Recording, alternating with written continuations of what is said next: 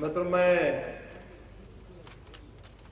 भारत से बाहर से जो बंधु आए हैं उनका और गुजरात के बाहर से हिंदुस्तान से जो लोग आए हैं आप सबका गुजरात की धरती पर बहुत स्वागत करता हूं। केमिकल और फार्मास्यूटिकल के क्षेत्र में गुजरात की हिस्ट्री बहुत पुरानी है और इस क्षेत्र में लंबे अरसे से गुजरात ने अपना पदार्पण किया है। लेकिन ये खुशी की बात है कि आज हिंदुस्तान में पहली बार और इस प्रकार के एक इवेंट को हम होस्ट कर रहे हैं और आने वाले दिनों में खास करके डाइस्टर इंडस्ट्री के क्षेत्र में, केमिकल इंडस्ट्री के क्षेत्र में हम कुछ न कुछ अच्छा पदार्पण कर पाएंगे और इस व्यवस्था के लिए खास करके हिंदुस्तान और चाइना के जो भी क्षेत्र के लीडर्स हैं उन्होंने जो ऑर्गेनाइज किया है मैं उनको अभिनंदन करता हूं, बधाई देता हूं। ये बात सही है कि गुजरात की पहचान केमिकल और फार्मास्यूटिकल क्षेत्र में एक विशिष्ट जगह बनाई है, लेकिन आज गुजरात चहुं दिशा में, सभी दिशाओं में विकास करने वाला एक राज्य के रूप में देश और दुनिया में उसकी एक अलग पहचान है। आज गुजरात बोलोगे तो लोग कहते हैं विकास, और विकास बोलोगे तो लोग कहते हैं गुजरात।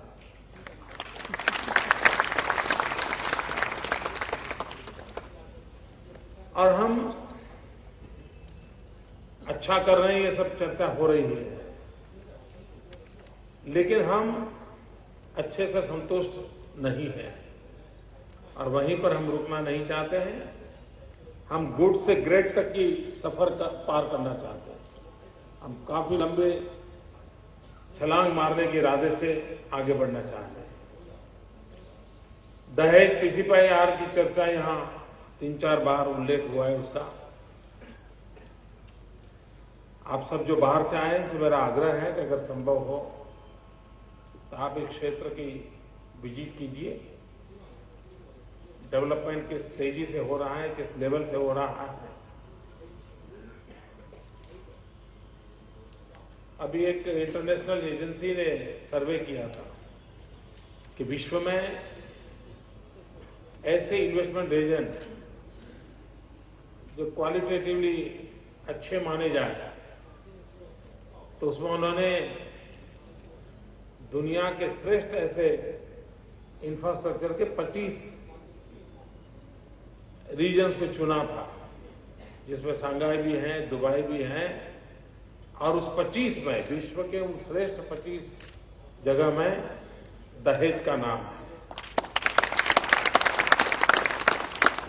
तो इंटरनेशनल बेंचमार्क में भी यहां की व्यवस्था, यहां का इंफ्रास्ट्रक्चर और जो विजन है जिसको लेकर के हम आगे चल रहे हैं, इसने अपनी जगह बनाई। मित्रों, एक ऐसा क्षेत्र है कि दुनिया के समृद्ध देश इस क्षेत्र में आना नहीं चाहते। केमिकल और डाइस्टफ के क्षेत्र में विश्व के समृद्ध देश प्रवेश करना नहीं चाहते हैं, क्योंकि हैजार्डस वेस्ट की चिंता उनको रहती है। उनके जो नॉर्म्स हैं एनवायरनमेंट के, उसको मीट करना उनके लिए मुश्किल हो रहा है। तो एक डर दुनिया को सता रहा है कि कहीं ऐसा तो ना हो कि सारी दुनिया डेवलपिंग कंट्रीज की ओर चली जाए और सारा कारोबार वहां चले और दुनिया उसका मौज लेती रहे। एक चिंता का विषय बना हुआ है, विशेष करके वेस्टर्न वर्ल्ड में। ये जब स्थिति है तो हमारे सामने अवसर भी है, चैलेंज भी है। अवसर यह है कि दुनिया के समृद्ध देश इस क्षेत्र को बढ़ावा नहीं दे रहे हैं, इसको जरूरत रहने वाली सबकी है और इसका विकास भी होने वाला है। तो अवसर हमारे लिए है और चैलेंज ये है कि जिन चीजों के कारण समृद्ध देश डर करके छूट गए हैं, हम उन चैलेंजेस को उठा करके दुनिया को दिखाएं कि हम एनवायरमेंट फ्रेंडली पूरे विकास की यात्रा को चला सकते हैं। आज हम जब गुजरात की इस धरती पर बैठे हैं, तब हम इस बात पर और 3 दिन चर्चा करने वाले, कई विषय निकलने वाले कि क्यों न हम आने वाले युग को ध्यान में रखते हुए विकास की यात्रा को आगे क्यों न बढ़ाएं।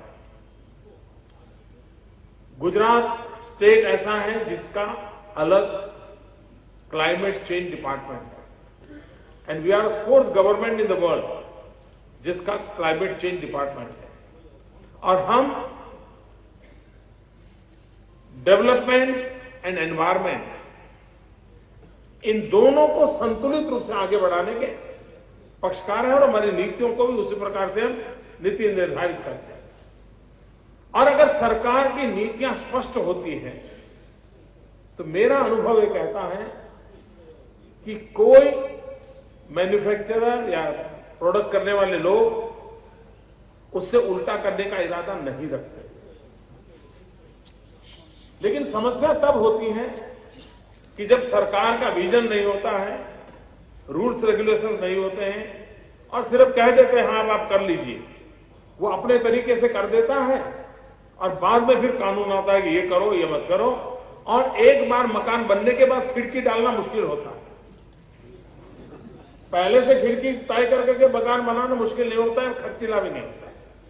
और इसलिए गुजरात ने प्रोएक्टिव रोल किया है कि हम किसी भी इस प्रकार की दुनिया डेवलप होती है तो उसको डूज एंड डोंट्स पहले से उसको कहते, उसके लिए उसको पता होता। और मेरा अनुभव है पिछले 10 साल में कि ज्यादातर गुजरात के इस क्षेत्र की केमिकल इंडस्ट्रीज ने काफी प्रोएक्टिव कोऑपरेशन किया है और उसके कारण सरकार के लिए, समाज के लिए और इंडस्ट्रियल वर्ल्ड के लिए तीनों का मेलजोल के साथ हम प्रगति को आगे बढ़ा सकते हैं। एक अच्छी दिशा में हम जा रहे हैं, वो एक सफल प्रयोग हुआ है। और दूसरा, पहले कंपनियों को अपने तरीके से कुछ न कुछ व्यवस्था करनी होती तो महंगी पड़ती, लेकिन अब हमने क्लस्टर अप्रोच लेने के कारण एक ही प्रकार की इंडस्ट्री साथ साथ होती है।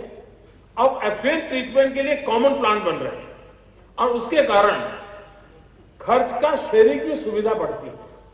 और अगर हम जितना कॉस्ट ऑफ प्रोडक्शन कम करेंगे, इतनी हमारी ग्लोबल मार्केट में एंट्री की सुविधा बढ़ती है। मित्रों, आज दुनिया में मेरे हिसाब से शायद हमारा 1% रोल है, 1%। इतना बड़ा ह्यूज मार्केट पड़ा है और ये क्षेत्र खुला पड़ा है। हम जितना इसको आगे बढ़ाएं, और मैं मानता हूं कि हमने इसे इन सारी समस्याएं, उलझती हुई समस्याओं के बावजूद भी हम एनवायरमेंट के सारे इश्यूज को मिट करते हुए हम इसको डेवलपमेंट के लिए और अधिक बढ़ावा दे सकते हैं और हम एक्सपोर्ट को टारगेट करेंगे। अब हिंदुस्तान को खास करके सिर्फ डोमेस्टिक मार्केट को टारगेट करते हुए इस क्षेत्र में काम करने के बजाय अच्छा होगा कि हम ग्लोबल मार्केट को टारगेट करें। विश्व में बदलती हुई चीजों में कौन सी चीजों की रिक्वायरमेंट है और उसके लिए जिस प्रकार से फार्मास्यूटिकल इंडस्ट्री इन दिनों रिसर्च के लिए कॉमन प्लेटफॉर्म खड़ा कर रही है, क्योंकि एक एक कंपनी अपना अपना रिसर्च विंग अलग चलाती है तो वो कॉस्टली रहता है और कभी कभी शेयरिंग की दृष्टि से भी मुश्किल हो जाता है। लेकिन जब कॉमन रिसर्च होता है तो दुनिया को हम नई दवाइयां दे सकते हैं, नई व्यवस्था दे सकते हैं। अदरवाइज 50-50 साल तक नई दवाई बाजार में आती नहीं, 50-50 साल जाता है। थोड़ा थोड़ा मॉडिफिकेशन होता है, क्वालिटेटिव थोड़ा चेंज होता है, लेकिन मूलभूत नया ड्रग नहीं आता है। अगर रिसर्च के लिए अरबों खरबों रुपए लगते हैं और उसकी दिशा में आज फार्मास्यूटिकल इंडस्ट्री कॉमन प्लेटफॉर्म बना रही है। क्या केमिकल सेक्टर में भी हम इस प्रकार के रिसर्च के कॉमन प्लेटफॉर्म खड़े कर सकते हैं? क्या भारत सरकार हो, राज्य सरकार हो, उनकी तरफ से भी सपोर्ट मिले और हमारी इस साइंटिस्ट वर्ल्ड जो है या हमारी यूनिवर्सिटीज है उसको जोड़ करके हम इन क्षेत्रों को कैसे आगे बढ़ाएं। आज हमारा दुर्भाग्य है कि हमारी यूनिवर्सिटीज एंड हमारी इंडस्ट्रीज, इन दोनों का मेल से काम करने की हमारी आदत कम है दुनिया के सभी समृद्ध देशों की ओर हम देखें तो वहां पर डेवलपमेंट के साथ यूनिवर्सिटी पूरी तरह जुड़ी हुई रहती है। अगर उनको प्रोजेक्ट बनाने हैं तो इंडस्ट्री या गवर्नमेंट की रिक्वायरमेंट के अनुसार बनाते हैं। अगर उनको रिसर्च भी करना है तो असाइनमेंट यूनिवर्सिटी से मिलता है, यूनिवर्सिटी का खर्चा भी निकलता है और नई जनरेशन के रिसर्च के कारण इंडस्ट्री को भी लाभ होता है। मैं मानता हूं कि हमने केमिकल इंडस्ट्री में आगे बढ़ना है तो हमारी केमिकल इंजीनियरिंग की जितनी इंस्टीट्यूशंस हैं, टेक्नोलॉजी की जितनी इंस्टीट्यूशंस हैं, इसको भी इसके साथ हमने जोड़ना चाहिए। और मैं चाहूंगा 3 दिन हमारा ये समारोह है, हमारे जो भी मित्र हैं यहां जितनी केमिकल इंजीनियरिंग कॉलेजेज हैं उसके प्रोफेसर, उसके स्टूडेंट्स स्पेशली इन्वाइट करना चाहिए एग्जीबिशन देखने के लिए और उनका एक विजन बने। इसलिए रिसर्च के क्षेत्र को बढ़ावा देना है तो हमने उसकी कॉस्ट कम करने लगे, will have to find out this resources, हमने उसको मैक्सिमम टैप करना चाहिए और हम इस चीजों को हम टैप करेंगे। मैं मानता हूं कि हम बहुत बड़ा कंट्रीब्यूशन कर सकते हैं। उसी प्रकार से क्यों न हम दुनिया के सामने जी कैम को लेकर के अपना ब्रांडिंग क्यों न करें। और जब मैं जी कैम कहता हूं does not mean Gujarat cam, मैं जी कैम कहता हूं मेरा मतलब है green cam, green technology, green product, उस दिशा में हम कैसे जाएं और अगर हम उसमें जा सकते हैं तो बहुत बड़ा कंट्रीब्यूशन करते हैं। मित्रों, इन दिनों जो रिसर्च हो रहे हैं उसमें समुद्र में जो वनस्पति है सीवीड्स का, उसका केमिकल के अंदर बहुत बड़ा ताकतवर उपयोग की संभावनाएं नई नई आ रही है। गुजरात भागी है कि मेरे पास 1600 किलोमीटर कोस्टलाइन है।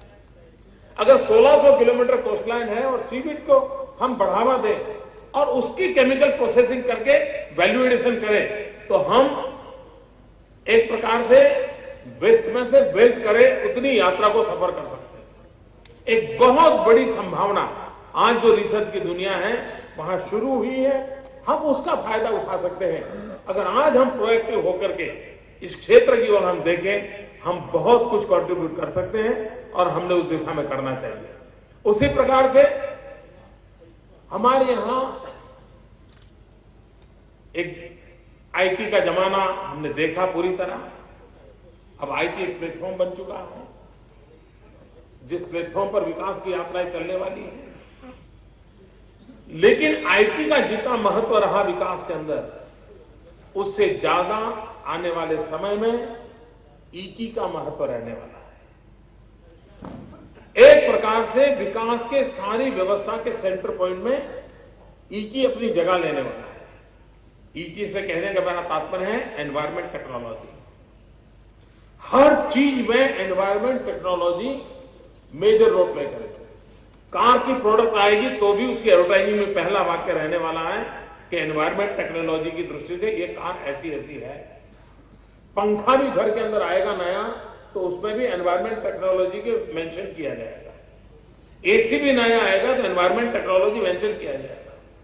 यानी आपके जूते भी एनवायरमेंट टेक्नोलॉजी के प्रोडक्ट हैं। ये मार्केटिंग का बहुत बड़ा आधार बनने वाला है और दुनिया इतनी ज्यादा सेंसिटाइज होने वाली है कि वो इन चीजों को प्रमोट करने वाली है। जैसे होलिस्टिक हेल्थ केयर का मूड बन गया है, सबको लगता है मैं ऑर्गेनिक लूंगा, मैं टिकना लूंगा, मैं फनाल लूंगा। एक कंज्यूमर मार्केट में भी उसने एक जगह बना दी है। आने वाले दिनों में एनवायरमेंट टेक्नोलॉजी उस हाउस होल्ड मैटर बनने वाला है। अगर ये होने वाला है तो घर के अंदर दीवार का कलर भी वो पसंद करेगा जो उसके हेल्थ के साथ कैसा मैच करता है। वो कौन सी प्रोडक्ट है जो उसके अस्तित्व से उसके फैमिली के हेल्थ को परेशान नहीं करती, यहां तक देखा जाने वाला है। एक जमाना होगा जबकि शायद इन चीजों की रिक्वायरमेंट नहीं रही होगी, आने वाले दिनों में बढ़ने वाला है। इसका मतलब यह हुआ कि हमारे सामने विकास के लिए बहुत सारी अपॉर्चुनिटीज पड़ी हुई है। 30 साल पहले हमारे पिताजी ने कोई एक प्रोडक्ट शुरू किया था, उसी प्रोडक्ट को आज घसीटते रहेंगे तभी दुकान चलने की जरूरत नहीं है। आप बहुत सी चीजें नई जोड़ सकते हैं, बहुत सी चीजें नई जोड़ सकते हैं। और हमारे यहां तो गुजरात का तो एक्सपीरियंस है, पूरा केमिकल क्षेत्र एसएमईज के हाथ में। एक प्रकार की हमारी छोटी छोटी इंडस्ट्री है जो इसको चलाती है और पूरे मार्केट को वो स्कैटर कर रही है। लेकिन ग्लोबल मार्केट करना होगा तो हमने 2 कदम आगे जाना होगा। नीतियों में भी बदलाव लाना पड़ेगा, हमारी क्षमताओं में बदलाव लाना पड़ेगा और उस दिशा में हम प्रयास करेंगे तो मुझे विश्वास है हम बहुत कुछ कर सकते हैं। ये प्रदर्शनी नई पीढ़ी कैसे देखे, वो इस नया विजन लेकर के कैसे जाएं और केमिकल फार्मास्यूटिकल क्षेत्र में हम विश्व को कुछ न कुछ प्रदान करें, इसी एक अपेक्षा के साथ मैं आप सबका बहुत स्वागत करता हूं, आपको बहुत बहुत शुभकामनाएं देता हूं। आप जानते हैं इन दिनों चाइना और गुजरात का टाइप काफी अच्छा बन रहा है। मैं पिछले दिनों चाइना गया था, वहां की सरकार ने गुजरात को बहुत ही अहमियत दी है। मैं चाइनीज गवर्नमेंट का आभारी हूं कि जिन्होंने इतना मान सम्मान दिया और एक प्रकार से हम जो हमारे वाइब्रेंट गुजरात इवेंट की शुरुआत की थी 2003, 2005, 2007, 2009, 2011 and now we are reaching to 2013 और आपने भी 2013 वाइब्रेंट समिट के साथ ही इस इवेंट को गुजरात में ऑर्गेनाइज करना तय किया। इसके लिए भी मैं आपका अभिनंदन करता हूं। आपको पूरा सपोर्ट जो भी सरकार से मिलेगा, मैं चाहता हूं जो चाहे वो सपोर्ट आपको रहेगा और इस अवसर को भी हम अपना अवसर बनाएंगे और इस इवेंट के साथ जोड़ने के कारण और एक प्रकार से मल्टीपल फायदा मिल सकता है, ऐसा मुझे विश्वास है। मित्रों, चाइना के साथ जिस प्रकार से हमारा दोस्ताना संबंध बहुत मजबूत हुआ है और मैं नवंबर में चाइना गया था। पिछले 1 महीने में शायद एवरी ऑल्टरनेट डे कोई न कोई नई चाइनीज कंपनी गुजरात आती है। हमने जब यात्रा शुरू की थी तो हमारे कोई पार्टनर नहीं थे, फिर कभी जापान हमसे जुड़ा, कभी सिंगापुर जुड़ा, कभी कनाडा जुड़ा, कभी अफ्रीकन कंट्री जुड़े। अब मित्रों, दुनिया के सभी देश गुजरात के साथ जुड़ रहे हैं।